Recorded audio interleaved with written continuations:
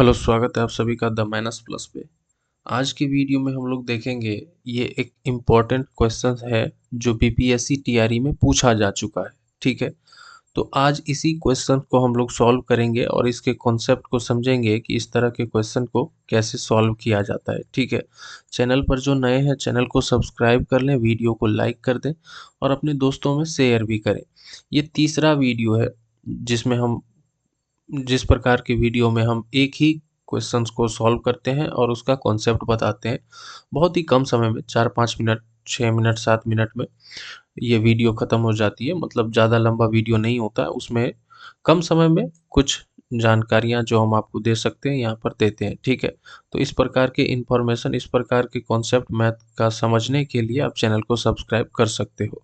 ठीक है, चलिए आज का जो ये क्वेश्चन, इसको देखते हैं कि इसको कैसे सॉल्व किया जाएगा। तो सबसे पहली बात देखिए कि इसको हम पढ़ते हैं। यदि साधारण ब्याज की वार्षिक दर, ठीक है, ध्यान से पढ़िएगा कि साधारण ब्याज की वार्षिक दर 10% से बढ़कर 12.1/2% हो जाती है। ठीक है, कहने का मतलब है कि साधारण ब्याज जो है उसका जो दर है वो 10% पहले था और बढ़ के कितना हो गया, 12.1/2%। तो एक आदमी की वार्षिक आय 1250 रुपया बढ़ जाता है, तो उसका मूलधन क्या है। पहले प्रश्न को समझिए कि देखिए, एक कोई व्यक्ति है, ठीक है, वो क्या करता है कि कुछ पैसा, कुछ जो पैसा है वो ब्याज पर लगाता है। किस चीज पर लगाता है? ब्याज पर लगाता है। तो ब्याज, अगर मान लीजिए वो एक्स अमाउंट जो है वो ब्याज पर किसी को दिया, तो मान के चलिए जब एक्स अमाउंट दिया तो ब्याज के रूप में उसको कुछ रुपया मिलेगा। ठीक है, मान लेते हैं कि वाई रुपया उसको इंटरेस्ट के रूप में आ रहा है। ठीक है, इंटरेस्ट के रूप में आ रहा है। एक्स वाई से समझ में नहीं आएगा, इसको इस तरह से समझते देखिए। मान लीजिए वो क्या करता है कि अपना जो है 1,000 रुपया किसी को उधार दिया किस दर पर? तो साधारण ब्याज के 10% पर। ठीक है, 10% रेट पर। तो एक वर्ष में 10 रुपया उसको ब्याज के रूप में मिलेगा। ठीक है, लेकिन अगर रेट को हम बढ़ा दें, अगर रेट को हम 10% से 20% कर दें, तो देखिए अगर 10% उसको मिलेगा तो कितना हो गया 10%? 1,000 का 10% कितना हो जाएगा? 1,000 गुना 10/100, यानी कि 100 रुपया मिलेगा। यहाँ पे 10 मिस्टेक से लिखा गया। अगर उसी को 20% कर दिया जाए, दर को बढ़ा दिया जाए, तो अब कितना रुपया मिलेगा? 200 रुपया मिलेगा।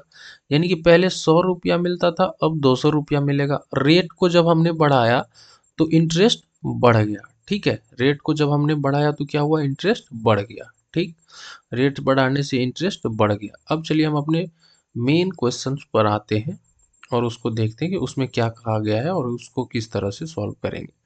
तो प्रश्न में देखिए, पहले जो रेट था वो था कितना? वो था 10%। अब कितना हो गया? 12.1/2। पहले कितना था? यहाँ पर लिख लेते हैं। पहले था 10% और बढ़ के कितना हो गया? 12.1/2%। पहले तो इसको सिंपल फ्रैक्शन में लिख लीजिए। तो उस सिंपल फ्रैक्शन में लिखने का जो तरीका है वो मैंने बताया है पिछले वीडियो में, यहाँ पर भी हम बता देते हैं। जैसे 12.1/2 है तो 2 जो है सीधे सीधे यहाँ पर लिखेंगे, जो नीचे में रहता है नीचे में यहाँ वही लिख देते हैं सेम। और ऊपर में क्या लिखते हैं? नीचे वाले को बीच वाले से गुना करिए और ऊपर वाला ऐड करिए, यानी कि 2 गुना 12 कितना? 24, और ऊपर वाला जो 1 है उसको ऐड कर दीजिए तो हो जाएगा 25। तो 25/2 हो गया।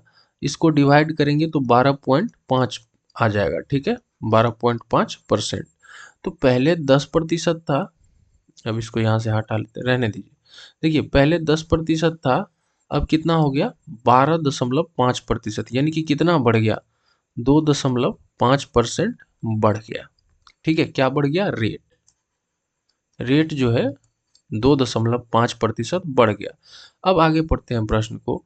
तो एक आदमी का जो वार्षिक आय है वो 1250 रुपया बढ़ गया, यानी कि परसेंटेज में 2.5% बढ़ गया और अमाउंट में रुपया में कितना बढ़ गया 1250, यानी कि 2.5% जो है वो 1250 के बराबर होगा, क्योंकि बढ़ा कितना है परसेंटेज 2.5%, और रुपया में कितना बढ़ गया उसका 1250। ठीक है, तो 2.5% जो है वो 1250 के बराबर हो जाएगा। तो अब जो एकीक नियम है, इसलिए 1% किसके बराबर होगा, 1% हमको अगर निकालना हो, 2.5% दिया गया है इतना, तो 1% कितना होगा, 1250 को 2.5 से डिवाइड कर देंगे, तो ये 1% का वैल्यू हो जाएगा।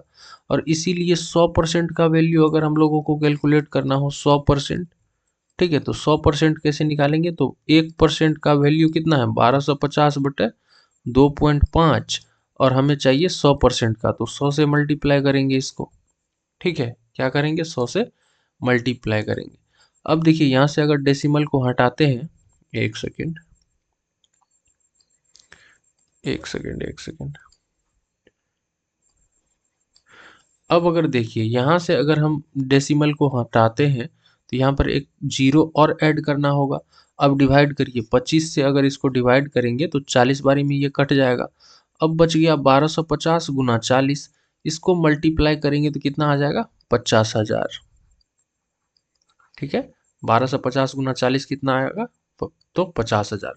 तो उसका जो मूलधन है, मूलधन कितना हो गया 50,000 हो गया, मूलधन कितना हो गया 50,000। ये आंसर हो गया। एक चीज और अभी बताना बच गया है, वो हम बता देते हैं।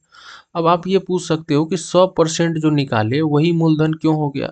तो देखिए, पहले अगर परसेंटेज की बात करें तो उसका जो मूलधन था, कोई चीज अगर टोटल हो, टोटल टोटल अगर कुछ भी है, कुछ भी अगर कुल की बात करें, टोटल की बात करें, तो वो 100% होगा। कोई भी चीज हो, किसी भी चीज का पूरा पूरा अगर वो है तो वो 100% होगा। पूरा अगर कोई चीज है, इसका मतलब है कि वो 100% है। अगर कोई चीज आधा है तो 100% का आधा यानी कि 50% है।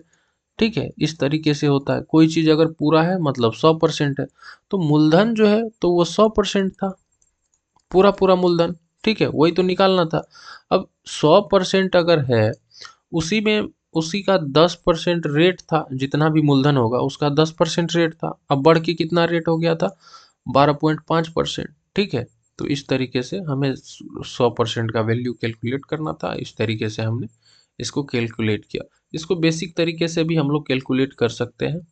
ठीक है, बेसिक जो फॉर्मूला होता है उसका यूज करके, बेसिक फार्मूला का यूज करके, बेसिक कंसेप्ट का यूज करके हम प्रिंसिपल को, मूलधन को पी मान लेते हैं, उसके बाद 10% से निकालते हैं, फिर 12.5% से निकालते हैं, माइनस प्लस करते हैं, फिर निकालते हैं, तो उसमें टाइम ज़्यादा लगता है।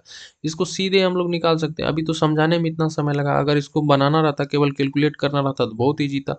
सीधे लिखते 2.5% इज इक्वल टू कितना दिया गया 1250। अब 2.5 से इसको डिवाइड करते हैं, 100 से मल्टीप्लाई करते हैं, आंसर आ जाता है। ठीक है, तो समझने में थोड़ा सा वक्त लग सकता है, लेकिन उसके बाद एक बार अगर आप समझ गए तो इसे सॉल्व करने में ज़्यादा समय नहीं लगेगा। ठीक है, तो चलिए मिलते हैं अगले वीडियो में, तब तक के लिए टेक केयर।